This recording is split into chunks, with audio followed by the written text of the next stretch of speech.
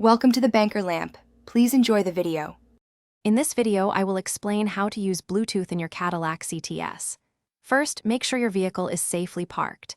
Then, on your mobile device, navigate to your settings and enable Bluetooth, making it discoverable. Next, on your Cadillac's infotainment screen, press the Phone button. From the Phone menu, select Pair Device to initiate the pairing sequence. Your vehicle will then begin searching for available Bluetooth devices. This simple first step gets you ready to connect. Once your Cadillac CTS displays a list of available devices, locate and select your phone's name from the screen. Both your phone and the vehicle's display will then show a unique 6-digit pairing code. Verify that these codes match on both devices, and if they do, confirm the connection on both your phone and the car. Your phone might also ask for permission to access your contacts. Allow this for full functionality. You are now connected for hands-free calling.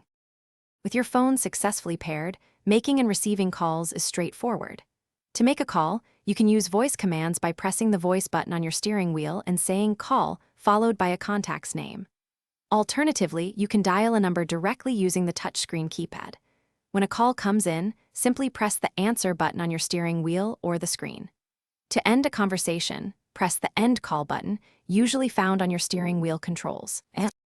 If you encounter any issues, first ensure Bluetooth is active and discoverable on your phone.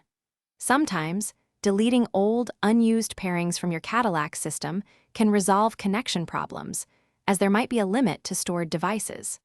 A simple restart of both your phone and the vehicle's infotainment system can often fix minor glitches. For more detailed information or persistent issues, always refer to your Cadillac CTS owner's manual, which provides comprehensive guidance specific to your model.